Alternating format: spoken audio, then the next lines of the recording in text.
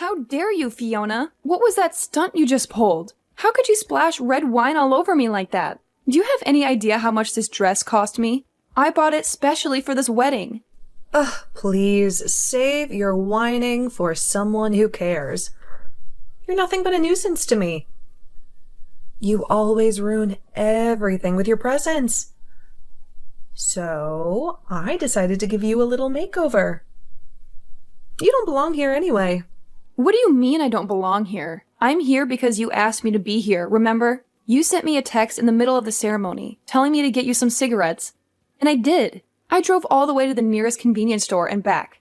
Well, you shouldn't have come back so soon. I was hoping you would get lost on the way. Are you kidding me? You're the one who always nags me to hurry up and do what you want. And besides, today is a very special day. It's the wedding of our CEO. I didn't want to miss any of it, so I rushed to get you those cigarettes. And do you know why I wanted you to miss some of it? Because I wanted to get rid of you for the bouquet toss. But now that you're back, you ruined my plan. The bouquet toss? Is that what this is all about? You're seriously trying to catch the bouquet today? Of course I am. I'm turning 34 this year. And I don't want to end up as a spinster. I need to find a husband as soon as possible. And that's why today I'm determined to catch the bouquet. And not just any bouquet. The one thrown by the CEO's wife herself. That will surely bring me good luck in love this year. And that's why you had to ruin my dress? Yes, because this is a very important day for me. This is the wedding of my boss. And everyone who matters is here. All the colleagues, all the clients, and all the young and handsome CEOs from other companies. I want to impress them all by catching that bouquet in front of them. So that's your goal, huh? The one I have my eye on is the young CEO of Green Life, the company we just partnered with. The first time I saw him at the office, I felt butterflies in my stomach. I knew I had to make him mine. What? Mary? Yes, that's why today, after I catch that bouquet, I'll make my move on him. I'm sure he'll notice me. And then I'll flirt with him and charm him. Once he talks to me, he'll fall for me. And since I'm a mature and confident woman, he'll be happy to marry me. So that's why you're trying to eliminate the competition. But I'm sorry to tell you, you won't get away with this. If you wanted me out of the bouquet toss, you should have talked to me like an adult. Shut up, you pathetic woman. Ever since this wedding started, I knew you were in trouble. Even though you're below me in the company, you act like you're better than me. But I won't let you steal that young CEO from me. What on earth are you talking about? I've been watching that young man all day. He's been glancing at me a lot. I thought he was into me. But then I realized he was looking at you. Really? I didn't notice him at all. That's because you're too innocent and clueless. You can't do anything right. Even when I ask you to do me a favor. You went to get me some cigarettes, but you came back too soon. If you dare steal my man from me, I'll cut your salary. What? You can't do that. And I'm not interested in that man. Then, if you want to prove it, get out of here. You're a mess with all that red wine all over you. You're spoiling the mood of this wedding. A worthless girl like you should go home. Nobody will miss you. How can you say that, you old witch? What? Oops, I guess I slipped out a bad word. But I'm so angry at you. I've had enough of your attitude. You've been treating me like dirt. And today, of all days, you crossed the line. How dare you try to kick me out of my own dad's wedding? What? Your own dad? Yes, this is the wedding of the CEO of the company I work for. But he's also my dad. I've been waiting for this day for so long. But you ruined it for me. What? What? Wait a minute. What do you mean by your dad's wedding? Are you telling me you're the CEO's daughter? Yes, I'm his real daughter. My mom died giving birth to me. And since then, my dad raised me by himself. He worked hard to run this company and take care of me. And finally, he found someone else to love. And as his only child, I wanted to be happy for him. But you, Fiona, you destroyed everything. You're lying, right? I never knew you were the CEO's daughter. Well, my dad told a lot of the top-level people to never say anything about it and just let me do my job like everything else. After all, being known as the daughter of the CEO would have created a lot of unnecessary stress. So, from a young age, it was made sure that I was raised with the best education. But I made sure that all I wanted was a job working here and to be treated the same as everyone else for the time being. Are you serious then? So I please ask that even though you know about me being his daughter, now that you keep it a secret from everyone else.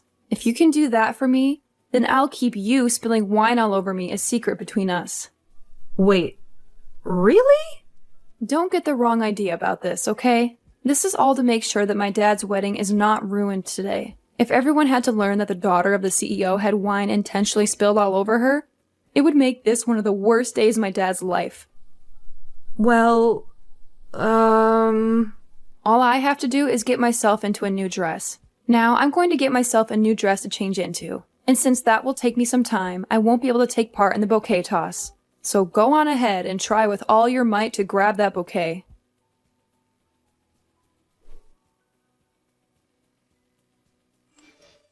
Hey, Laurel. How about we go for lunch today? I have a place in mind that I really want to try. What? Why are you asking me that? You never invited me to lunch before. And what happened to calling me a useless subordinate? Don't be silly. When did I ever call you that? Laurel, I would never insult someone as valuable as my coworker. What? Well, just let me know when you're done with your work this morning and we can go together. But I hope you don't mind the restaurant I picked. It's just a regular place that everyone goes to for lunch. It might not be suitable for the CEO's daughter. What are you up to? If you're trying to suck up to me now, it's too late. You can't erase everything you did to me before with one lunch. What? I'm not sucking up to you. I just want to spend some quality time with you since I'm your boss. Well, then forget it. I'm not interested. And besides, I'm already having my lunch right now. What? Really? Then I'll just grab my lunch and join you. Where are you eating? No thanks. I don't want you here. Well, if you're going to be so rude, I'll tell you the truth. I actually need to talk to you about something. I have a little problem that's bothering me, and I can't concentrate on my work. And I thought you, as a wonderful subordinate, could help me out. You have a problem? If I'm not able to do my best with my work here by focusing on my tasks at hand, then this company could run into some problems as well, right? And that would lead to your daddy becoming very sad about the state of his company. As the daughter of the CEO and being my subordinate, I'd like for you to listen to me. Well, if that's all you want, then tell me right now. Because I am not interested in having lunch together with you. Come on. You're being too stubborn, Laurel. I'm just asking for you to hear me out about a couple of things. But if you say you'll listen right now, I guess that'll do. What I want to ask from you is that you become my Cupid to help me with my love. Huh? And what does that mean? I'd like for you to help me become even closer with the young CEO of Green Life. I ended up never catching that bouquet at the wedding last week, so I never had a chance to get close to him then. But if it were to happen that the daughter of this company's CEO became a friend of mine, then I might have a chance. So to make sure that he and I can become a couple, come and help me. At the wedding for your dad last week, he and that young CEO seemed to get along with one another really well. So there's no way, As his daughter, you can't help me get closer to that guy. So, I'd like to ask that using your influence, you help introduce me to a man like him. And in that way, you'll be helping me get married to him. Well, Fiona, I will not help you in any way with that. What? If you had some issue related to work, I wouldn't mind helping. But I have no interest in your private life. You are free to be upset about whatever it is that happens at home. But when you are in the office, you should be focused on your work at hand. Hey, hold on, Laurel. What do you think you're doing? Saying no to your boss's request? With what you had just been asking from me, there was no relation to us being boss and subordinate. Huh? You stop right there. I am asking for your hand in all of this. So don't think you can talk back to me. I don't care that you are the CEO's daughter. You cannot speak to me that way. I'm not acting this way because I'm his daughter, though. You are. You are acting like a stuck-up jerk right now because of your status.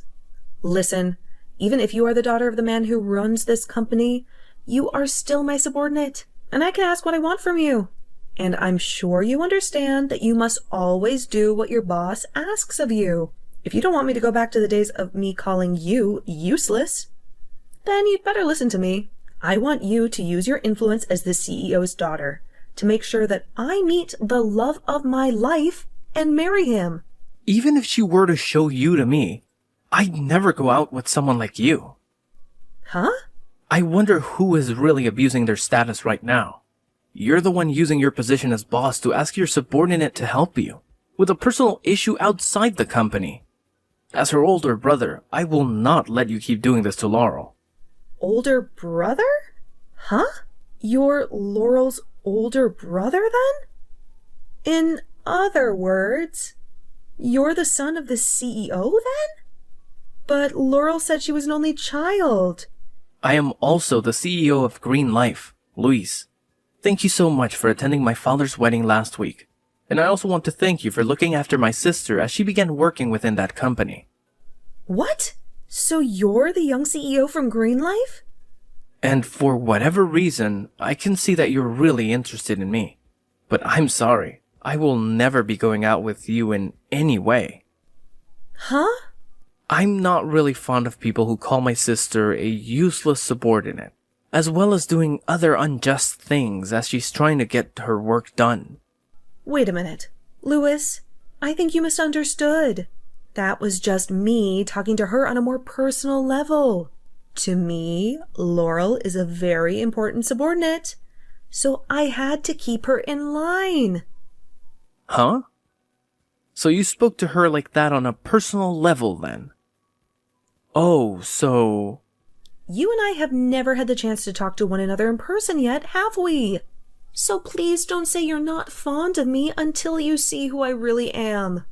I'm sure that if you and I went out to eat together, you'd learn to take back what you said. You have a lot of confidence in yourself, don't you? I've been told a lot that I'm a really good-looking woman for being in my 30s. And so I'm sure that someone as young and fit as you would fall in love with me as well. And also, during your dad's wedding last week, you were looking at me over and over again, right? I know that you felt a little something for me back then, didn't you? Back then, I was not looking at you. All those times. I was just looking at my younger sister. So don't think I had any feelings for you back then, huh? I happened to talk with my sister about her job quite a lot. She always comes to me asking for help with things like the relationship she has with you, always telling me things aren't going well. And about you, calling her useless, that you gave her crappy jobs to work on, and when she would help you finish a project, you would end up blaming her for any mistakes that there might have been.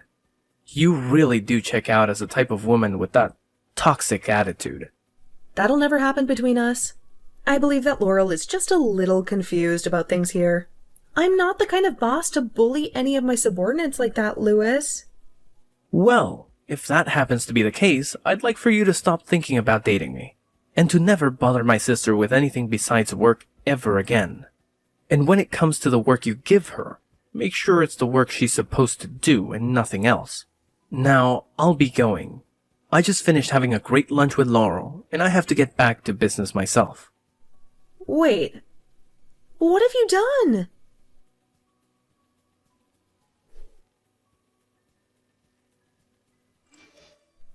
Ugh, you stupid rat. Now it looks like that young man hates me. And why did you have to tell him about all the relationships we had in the past? I didn't do anything wrong, though. I just happened to ask for his advice when dealing with you. And it's the truth that you always call me useless and would always get upset with me for mistakes I made doing your own job. Shut up already. You're still my subordinate, and you have no right talking back to me like that. All right, go and talk to him about how you messed up and lied about what you said about me. Tell him that I'm an amazing boss and woman, so that he'll start to like me again. If you don't do that, then I'll have you fired. Huh? Fire me? It doesn't matter if you're the daughter of the CEO or not. After all, nobody else knows that about you anyway. And so when you're someone that everyone couldn't care less about, being fired is not a big deal. And if you're so upset about the way I've been treating you, allow me to end it all for you. I have to ask, how many people have you fired already for not doing as you liked? I'm sorry, Fiona, but you're not going to be able to get away with that anymore. Huh? I've already heard about this stuff from other employees, about how anyone that works under you always gets fired or quits within a couple of months of being your subordinate. But with the company becoming more interested in what's going on with your department, your best bet is to run.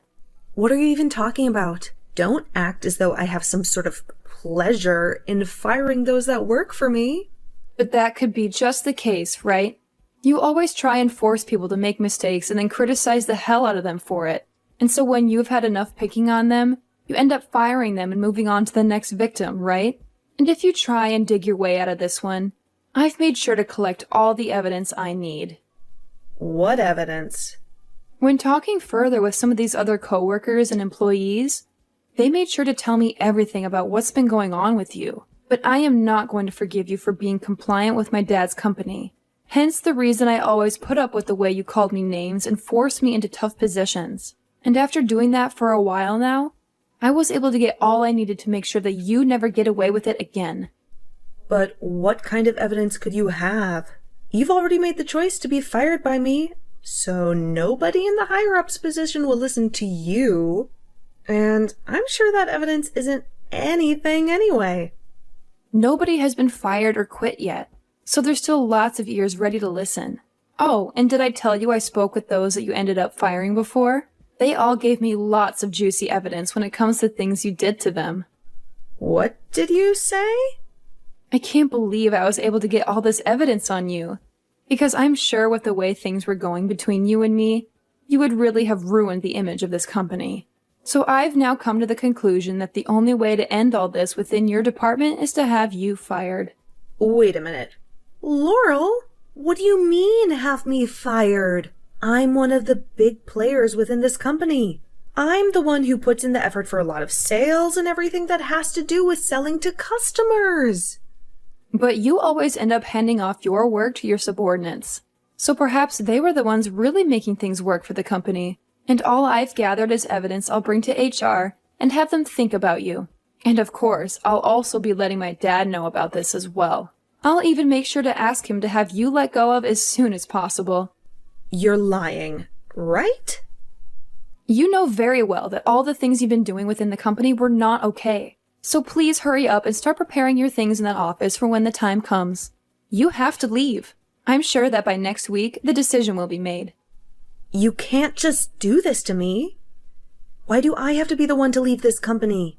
All I did was get rid of the subordinates that I couldn't use. Actually, if anything, it's because of them always making mistakes that I had to put in more work to correct them all. You should be thankful that I did all of that. You really are self-centered about everything. Even after being exposed like this, you're trying to make it seem as though you did the right thing all those times. I might have to show my brother all of this evidence as well later on. Huh? I'm assuming that this will all require you to step into my dad's office at some point to explain yourself. So enjoy that time with him one-on-one and say whatever reasons you'd like. That would be the perfect chance for you to ask if you can marry his son. I'm sure that would be your last chance to get closer to my brother. You think that I could talk about your brother like that now? Well, I'm going to get back to work now. I assume that I'll have a lot more work to do now that you've lost even more focus. And I still have a bunch of your work from this morning to finish. I was able to have a delicious lunch with my brother at least, so maybe that'll help me make fewer mistakes.